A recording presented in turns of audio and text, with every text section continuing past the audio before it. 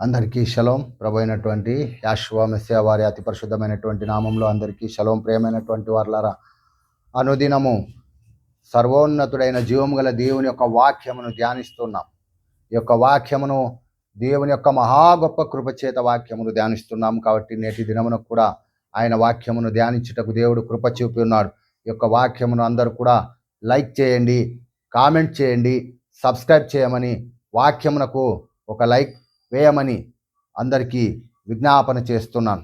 ఎందుకంటే మనం అనుదినము ఆ యొక్క వాక్యమును ధ్యానిస్తూ ఉన్నాం. కాబట్టి ప్రియమైనటువంటి వారలారా, వాక్యమును లైక్ చేయండి. ఈ దినమున మనం ధ్యానించేటువంటి ఒక వాక్యము ఏదోము యెషయా గ్రంథము 34వ అధ్యాయం, యెషయా గ్రంథం 34వ అధ్యాయం 1వ వచనం నుంచి మనము ధ్యానిస్తున్నాం. ఏదోము మీద దేవుని యొక్క తీర్పు. ఏదోము మీద దేవుని యొక్క తీర్పు. ఏదోము ఎవరు?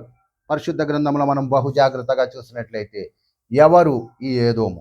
యెషయా గ్రంథము 34వ అధ్యాయం 1వ వచనము, రాష్ట్రములారా నా యొద్దకు వచ్చి వినుడి, జనములారా చెవియొగ్గి ఆలకించుడి. ఆ భూమియో దాని సంపూర్ణతయు, లోకమును దానిలో పుట్టినదంతయు వినుగాక. ఎవరికి సెలవిస్తున్నాడు? రాష్ట్రములారా నా యొద్దకు వచ్చి వినుడి, జనములారా చెవియొగ్గి ఆలకించుడి. భూమియు దాని సంపూర్ణతయు, లోకములో దానంతయు పుట్టినదంతయు వినుగాక. ఎవరిని గురించి? ఏదోమును గురించి. 5వ వచనం, నిజముగా ఆకాశమందు నా ఖడ్గము మత్తిల్లును, ఏదోము మీద తీర్పు తీర్చుటకు, నేను శపించిన జనము మీద తీర్పు తీర్చుటకు అది దిగును. ఏదోమును ఆయన శపించి ఉన్నాడు. నిజముగా ఆకాశమునందు నా ఖడ్గము మత్తిల్లును, ఏదోము మీద తీర్పు తీర్చుటకు, నేను శపించిన జనము మీద తీర్పు తీర్చుటకు అది దిగును. అవును ప్రియమైనటువంటి వారలారా, ఈ లేఖనం ఏమని సెలవిస్తుంది? నేను శపించిన జనము మీద తీర్పు తీర్చుటకు అది దిగును. ఏదోము మీద తీర్పు తీర్చుటకు. ఏదోమును సర్వోన్నతుడైన జీవము గల దేవుడు శపించి ఉన్నాడని లేఖనము సెలవిస్తుంది. ఈ ఏదోము ఎవరు? ఏదోము పరిశుద్ధ గ్రంథంలో చూసుకున్నట్లయితే అబ్రహాము, ఇస్సాకు, యాకోబు, ఏషావు సహోదరులు. ఆదికాండము 25వ అధ్యాయం 30వ వచనంలో యాకోబు కలగుర వంట తీసుకొని వచ్చినప్పుడు, నేను అలసి ఉన్నాను, ఆ ఎర్రగా ఉన్న దానిలోంచి కొంచెం దయచేసి నాకు పెట్టుమని అడిగినప్పుడు, అందుచేత అతని పేరు ఏదోము. యాకోబు యొక్క సహోదరుడు ఏదోము. కాబట్టి యాకోబు ఏదోము దేశము అనగా షేయిరో దేశమందు తన సహోదరుడైన ఏషావునద్దకు దూతలను తనకు ముందుగా పంపెను. ఏదోము అనగా ఏషావు. కాబట్టి యాకోబు యొక్క సహోదరుడైన ఏషావు పేరు మీద ఆ యొక్క ఏదోము దేశము ఉన్నది. ఆదికాండము 34వ అధ్యాయము 43వ వచనము లేఖనము సెలవిస్తుంది. 34 ఆదికాండము 36వ అధ్యాయం 43వ వచనం. 36-43 మగ్దీయేలు నాయకుడును ఈరాము నాయకుడును వీరు తమ తమ స్వాస్థ్యమైన దేశమందు తమ నివాస స్థలములు ప్రకారము ఏదోము నాయకులు. ఏషావు ఏదోమీయులకు మూల పురుషుడు. కాబట్టి ఆదికాండం 36వ అధ్యాయం 8వ వచనం లేఖనం సెలవిస్తూ, అప్పుడు ఏషావు షేయిరు మన్యంలో నివసించెను. ఏషావు అనగా ఏదోము. కాబట్టి ఏదోమీయుల మీద దేవుని యొక్క తీర్పు. ఈ ఏదోమీయులు అంటే ఎవరు? ఏషావు అనగా ఏదోము. లేఖనము మనకు క్లియర్గా సెలవిస్తున్నది. 36వ అధ్యాయం 8వ వచనం ఆదికాండం. కాబట్టి ఇప్పుడు పరిశుద్ధ గ్రంథంలో ఇర్మియా గ్రంథము 49వ అధ్యాయము 49-20వ వచనము, ఏదోమును గూర్చి అహవా చేసిన ఆలోచన వినుడి. ఏదోము అంటే ఎవరో మనకు పరిశుద్ధ గ్రంథం లేఖనం స్పష్టంగా తెలియచెప్పింది. యాకోబు యొక్క సహోదరుడైనటువంటి ఏషావు అనగా ఏదోము. అతని యొక్క సంతానం మీద దేవుని యొక్క తీర్పు యెషయా గ్రంథం 34వ అధ్యాయం 1వ వచనం నుంచి 4వ వచనం 5వ వచనం మనం ధ్యానించి ఉన్నాం. 5వ వచనంలో ఏదోము మీద తీర్పు తీర్చుటకు నిజముగా ఆకాశమందు నా ఖడ్గము మత్తిల్లాను. దేవుడు ఏదోమునకు తీర్పు తీరుస్తున్నాడని లేఖనము రాయబడింది. ఎందుకు అనగా ఇశ్రాయేలీయులను పోయిన చోటెల్లా అడ్డుగా ఉండి వారి మీద యుద్ధమును ప్రకటించి ఆ ఇశ్రాయేలీయులను వారి దేశంలో నుంచి వెళ్ళనీయక చుట్టూ అరణ్యములో 40 సంవత్సరాలు తిప్పాడు. కాబట్టి ఆ యొక్క వారి దేశంలో పడి వారు దాటి వెళ్లకుండా ఏదోము దేశంలో పడి వెళ్ళొద్దండి, మీరు దాని చుట్టూ వెళ్ళండి అని ఏదోమీయులు ఇశ్రాయేలీల మీద యుద్ధము చేసిన కారణంగా, ఎన్నో శ్రమలు పెట్టినటువంటి కారణంగా ఆ 40 సంవత్సరంలో అరణ్యంలో కూడా శ్రమలు పెట్టారు ఇశ్రాయేలీయులను. కాబట్టి ఆ యొక్క ఏదోమీయుల మీద దేవుని యొక్క తీర్పు పరిశుద్ధ గ్రంథము లేఖనము సెలవిస్తున్నది. ఇర్మియా గ్రంథము 49వ అధ్యాయం 20వ వచనంలో ఏదోమును గూర్చి యెహోవా చేసిన ఆలోచన వినుడి. తేమాను నివాసులను గూర్చి ఆయన ఉద్దేశించిన దానిని వినుడి. తేమాను నివాసులను గూర్చి ఆయన ఉద్దేశించిన దానిని వినుడి. నిశ్చయముగా మందలో అల్పులైన వారిని శత్రువులు లాగుదురు. నిశ్చయంగా వారి నివాస స్థలమును వారిని బట్టి ఆశ్చర్యపడును. 22వ వచనం శత్రువు పక్షిరాజు వలె లేచి ఎగిరి బోస్రా మీద పడవలనని తన రెక్కలు విప్పుకొనుచున్నాడు. ఎందుకు ఏదోమీయుల గురించి మనం మాట్లాడుతున్నాం? ఏదోమీయుల మీద శత్రువు ఎవరు రాబోతున్నాడు? పక్షిరాజు. శత్రువు పక్షిరాజు వలె లేచి, శత్రువు ఎవరు ఏదోమీయులకు? ఈ దినమున ఉన్నటువంటి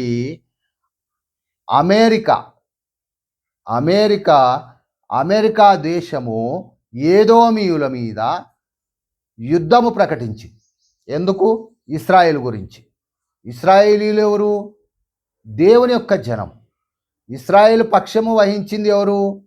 అమెరికా. కాబట్టి అమెరికా యొక్క జాతీయ చిహ్నము దేది? పక్షిరాజు, గద్ద. పక్షులలో రాజు గద్ద.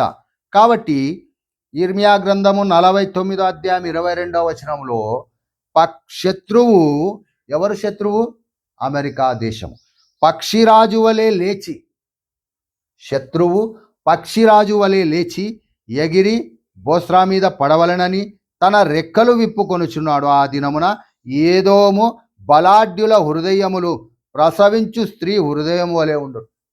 కాబట్టి ఆ దినమున ఏదోము బలాఢ్యుల హృదయములు నీరసించిపోతాయి అని లేఖనము సెలవిస్తుంది.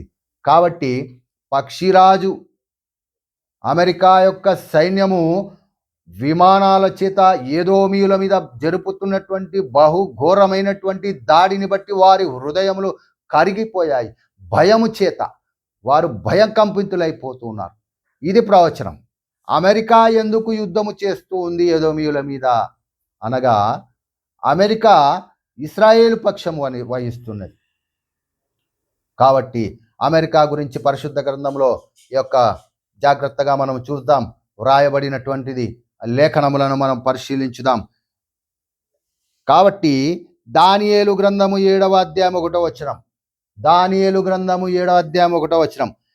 బబులోను రాజుకు బెల్షస్సరు యొక్క పరిపాలనలో మొదటి సంవత్సరమున దానియేలుకు దర్శనము కలిగెను. అతడు తన పడక మీద పరుండి ఒక కల కని ఆ కల సంగతిని సంక్షేమముగా వివరించి దానియేలు రాసుకుంటూ వస్తున్నాడు. ఏమని రాస్తున్నాడు? దానియేలు గ్రంథము 7వ అధ్యాయం 3వ వచనంలో అప్పుడు 4 మిక్కిలి గొప్ప జంతువులు మహాసముద్రము పై నుండి పైకి వచ్చెను. ఆ జంతువులు ఒకదానితో ఒకటి భిన్నములై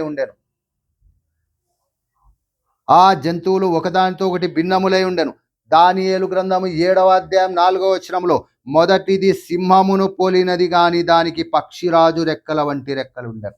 మొదటిది సింహము పోలినటువంటిది. ఇది అమెరికాకు సరిపోతుంది సాదృశ్యముగా. అది గర్జించి సింహము వలె భయపెడుతూ ఉంది ప్రపంచమంతటిని కూడా. దానికి ఏమున్నాయి? రెక్కలు. దానికి పక్షిరాజు రెక్కల వంటి రెక్కలు ఉండను. అమెరికా ప్రపంచంలో ఏ దేశం పైన కూడా యుద్ధము చేయాలి అంటే అమెరికా యొద్ద ఉన్నటువంటి ఆ యొక్క విమానాలు, ఆ యొక్క స్టెల్త్ విమానాలు, ఆ యొక్క బాంబర్లు, ఆ విమానాలతో ప్రపంచంలో ఎక్కడైనా కూడా దాడి చేయగలదు. కాబట్టి ఆ యొక్క అమెరికా గురించినటువంటి ఆ యొక్క ప్రవచనము ఏదోమీయుల మీద యుద్ధం ప్రకటించింది ఏ దేశము? అమెరికా దేశము. పక్షిరాజు చిహ్నమున్న దేశము పేరు అమెరికా దేశము. కాబట్టి సింహము వలె భయపెట్టే దేశం ఏది? అమెరికా దేశము. కాబట్టి ఆ పక్షిరాజు దానియేలు గ్రంథము 7:4 మొదటిది సింహము పోలినది గాని దానికి పక్షిరాజు రెక్కల వంటి రెక్కలుండరు. ఇప్పుడు ఈ లేఖనము పరిశుద్ధ గ్రంథము ప్రకారం ఈ యొక్క ప్రపంచములో నెరవేరుతుంది. దానియేలు గ్రంథము 7వ అధ్యాయము 4వ వచనములో మొదటిది సింహమును పోలినది. కాబట్టి అమెరికా ఏ దేశం పైన ఆంక్షలు విధించాలంటే దాని మీద ఆంక్షలు విధిస్తుంది. కాబట్టి అది సింహమును పోలినది. అది గర్జించేటువంటి దేశము, భయపెట్టేటువంటి దేశము. కాబట్టి ఈ యొక్క ఏదోము మీద యుద్ధము ప్రకటించింది. ఏదోమీయుల యొక్క గుండెలు వారి కరిగిపోయాయి భయము చేత. కాబట్టి ఈ యొక్క అమెరికా గురించి రాయబడినటువంటి యొక్క లేఖనములు మనుషుల వలె అది రెండవది. ఇప్పుడు మనం ఇక్కడ ఉన్నాము. దానియేలు గ్రంథము 7వ అధ్యాయం 4వ వచనంలో ఇప్పుడు జరుగుతున్నటువంటి ప్రవచనం యొక్క నెరవేర్పు. ఆ యొక్క సింహమునకు రెక్కలు, దానికి పక్షిరాజు రెక్కల వంటి రెక్కలుండెను. దానికి ఆ సింహమునకు పక్షిరాజు రెక్కల వంటి రెక్కలు ఉండను. అది భూమి మీద ఎక్కడికైనాను వెళ్ళి ఎవరినైనాను భయపెట్టగలదు. ఎవరి మీదైనా కూడా దాడి చేయగలదు. కాబట్టి మనము ప్రస్తుతము ఈ యొక్క ప్రవచనం యొక్క నెరవేర్పు జరుగుతూ వస్తున్నది. ఇర్మియా గ్రంథం 17వ అధ్యాయం 9వ వచనం. హృదయము ఎందుకు? పరిశుద్ధ గ్రంథం బహుజాగ్రత్తగా చూసినట్లయితే ఈ దానియేలు గ్రంథం 7వ అధ్యాయం 4వ వచనంలో నేను చూచుచుండగా దాని రెక్కలు తీయబడినవి కనుక మనుష్యుని వలె అది పాదములు పట్టుకొని నేలపై నిలవబడను, మరియు మారు మనస్సు వంటి మనస్సు దానికి ఇవ్వబడను. ఎవరికి? ఆ యొక్క మొదటిది సింహము పోలినది గాని దానికి పక్షిరాజు రెక్కల వంటి రెక్కలుండను. నేను చూచుచుండగా దాని రెక్కలు తీయబడినవి కనుక, నేను చూచుచుండగా దాని రెక్కలు తీయబడినవి కనుక మనుష్యుని వలె అది పాదములు పెట్టుకొని నేలపైన నిలవబడెను, మరియు మారు మనస్సు వంటి మనస్సు దానికి ఇవ్వబడెను. కాబట్టి దాని మనస్సు స్థిరమైనది కాదు. కాబట్టి అది ఆ సింహము వంటి రెక్కలు కలిగినటువంటి సింహము ఆ దేశము అమెరికాను సూచిస్తూ ఉన్నది. కాబట్టి మరియు మారు మనస్సు వంటి మనస్సు దానికి ఇవ్వబడను. అది ఎప్పుడు మనస్సు మార్చుకుంటుందో ఏమో. దాని రెక్కలు పీకివేయబడ్డాయి, తీయబడినవి కనుక మనుషుల వలె అది పాదములు పెట్టుకొని నేలపైన నిలవబడెను, ఏదోము మీద యుద్ధమును జరిగించుటకు. కాబట్టి పరిశుద్ధ గ్రంథము ఆ మారు మనస్సు ఎందుకు పొందింది? ఎందుకు మారు మనస్సు పొందింది? హృదయము అన్నిటికంటే మోసకరమైనది, అది ఘోరమైన వ్యాధి కలది, దానిని గ్రహింపగలవాడెవడని లేఖనం సెలవిస్తుంది. యెహోవా చేతిలో రాజు హృదయము నీటి కాలువల యొద్ద వలెనున్నది, ఆయన తన చిత్తము చొప్పున దాని త్రిప్పును. ఈ లేఖనము అమెరికా పట్ల నెరవేరుతూ వస్తున్నది. ఏ లేఖనము? సామెతల గ్రంథము 21వ అధ్యాయం 1వ వచనం. యెహోవా చేతిలో రాజు హృదయము నీటి కాలువల వలెనున్నది, ఆయన తన చిత్తవృత్తి చొప్పున దానిని త్రిప్పును. అవును ప్రియమైనటువంటి వారులారా, కాబట్టి ఈ యొక్క ప్రవచనం యొక్క నెరవేర్పు పరిశుద్ధ గ్రంథములో ఏదోమీయుల మీద దాడి చేసేటువంటి దేశము పక్షిరాజు సింహమును పోలినటువంటి రెక్కలు గలది ఆ ఏదోమీయుల మీద దాడి చేస్తూ ఉన్నది. కాబట్టి పక్షిరాజు యొక్క చిహ్నము ఏ దేశమునకున్నది? గద్ద యొక్క చిహ్నము అమెరికా దేశమునకున్నది. గర్జించేటువంటి సింహము రూపము కలది. కాబట్టి ఆ యొక్క అమెరికా ఎవరినైతే అది లోకమంతటిని పైన గర్జించి భయపెడుతూ వస్తున్నదని లేఖనము సెలవిస్తున్నది. అందుకే దాని యొక్క రాజు ఎవరైతే ఉన్నారో, సామెతలు 21:1 యెహోవా చేతిలో రాజు హృదయము నీటి కాలువల వలె ఉన్నది, ఆయన తన చిత్తవృత్తి చొప్పున దానిని త్రిప్పును. కాబట్టి స్థిరమైనటువంటి మనస్సు లేనటువంటి అమెరికా యొక్క ప్రధానిని సూచిస్తున్నది ఈ యొక్క లేఖనము. కాబట్టి యెషయా గ్రంథము 34:11 ఇది బహు జాగ్రత్తగా మనము దీన్ని చదవాలి. గూడ బాతులను ఏదు పందులను దాని ఆక్రమించుకొనును, గుడ్లగూబయు కాకియు దానిలో నివసించును, ఆయన తారుమారు అను కొలనూలును చాచును, శూన్యమను గుండును పట్టును. ఇది ఏదోము మీద. యెషయా గ్రంథము 34వ అధ్యాయము మనం 1వ వచనము చదివాము. రాష్ట్రములారా నా యొద్దకు వచ్చి వినుడి, జనములారా చెవియొగ్గి ఆలకించుడి. 5వ వచనము, నిజముగా ఆకాశమందు నా ఖడ్గం మత్తిలము ఏదోము మీద తీర్పు తీర్చుటకు. కాబట్టి 11వ వచనము నెరవేర్పు ఇప్పుడు జరుగుతూ ఉన్నది. 11వ వచనము యొక్క నెరవేర్పు, గుడ్ల గుబయు కాకియు దానిలో నివసించును. కాకి దేనికి సాదృశ్యము? కళేబరములను తినుటకు ఆ యొక్క కాకులు వాళ్తాయి. కాబట్టి అపవిత్రమైనటువంటి జంతువు అని ధర్మశాస్త్రం తెలియచెప్తుంది. ఆయన తారుమారు అను కొలనూలును చాచును. కాబట్టి తారుమారు అనగా యుద్ధము ఎందుకు జరుగుతుందో తెలియదు, ఎప్పుడు జరుగుతుందో తెలియదు, యుద్ధంలో ఎటు వెళ్ళాలో తెలియదు, ఏ ఏ ప్రణాళికను రచిస్తారో తెలియదు, ఎప్పుడు ఆపుతారో తెలియదు, ఎప్పుడు దానిని కొనసాగిస్తారో తెలియదు. కాబట్టి ఆయన తారుమారు అను కొలనూలును చాచును. ఈ యొక్క తారుమారు గురించి మనము ధ్యానిస్తాం. తారుమారు అనగా ఏమి గుర్తు రావాలి? బాబేలు గోపురం గుర్తు రావాలి. కాబట్టి ఈ యొక్క బాబేలు గోపురమునకు తర్వాత అమెరికాకు తర్వాత బబులోను, బాబేల్ అనగా తారుమారు. కాబట్టి ఆ యొక్క బబులోనుకు పరిశుద్ధ గ్రంథము ఆ యొక్క లేఖనము సెలవిస్తున్నది. కాబట్టి పరిశుద్ధ గ్రంథము బబులోను అనగా బాబేలు గోపురం, బాబేలు అనగా తారుమారు. కాబట్టి ఈ యొక్క తారుమారు బబులోను గురించి మనము తెలుసుకుందాం. బబులోను అనగా ఏ దేశమో చెప్తాను మీ అందరికి కూడా. 2 ఆత్మీయ అర్థాలు ఉన్నాయి ఇక్కడ. పరిశుద్ధ గ్రంథంలో యెషయా గ్రంథం 34వ అధ్యాయం 11వ వచనం, ఆయన తారుమారు అను కొలనూలును చాచును.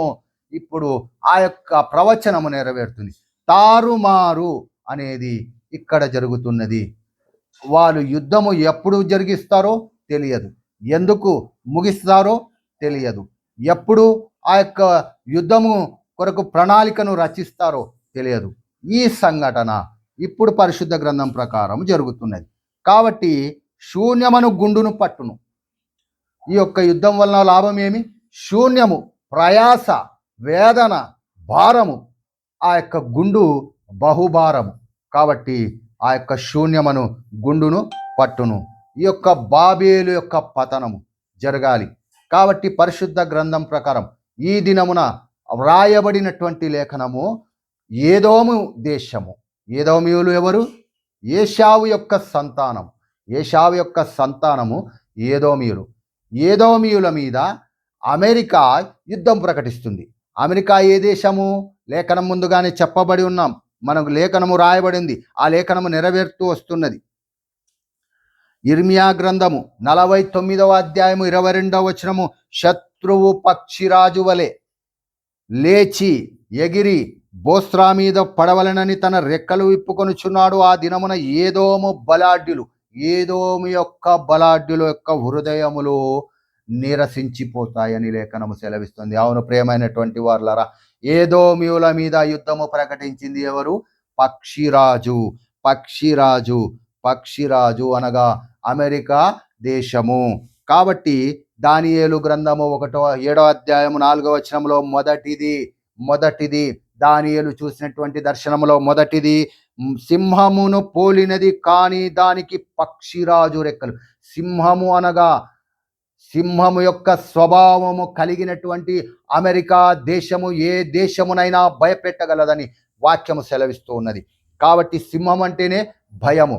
ఏ దేశం పైన ఎప్పుడు ఆంక్షలు విధిస్తుందో తెలియదు, ఏ దేశమునైనా అది భయపెట్టగలదు. కాబట్టి సింహము పోలినది, మొదటిది సింహమును పోలినది కానీ దానికి పక్షిరాజు రెక్కల వంటి రెక్కలుండెను. ఆ రెక్కల చేత ప్రపంచం యొక్క నలుమూలల ఏ దేశం పైన కూడా యుద్ధము చేయగలేటువంటి, ఆ భయపెట్టి యుద్ధము చేయగలేటువంటి శక్తి అమెరికా దేశమును సూచిస్తూ ఉన్నది. అవును ప్రియమైనటువంటి వారులారా, నేను చూచుచుండగా దాని రెక్కలు తీయబడినవి, కాబట్టి యొక్క రెక్కలు విరిచివేయబడతాయి. కాబట్టి ఇంకొక ప్రవచనము నెరవేర్చవలసి ఉన్నది. ఎవరైతే యెరూషలేమును ఎత్తి మోస్తారో వారు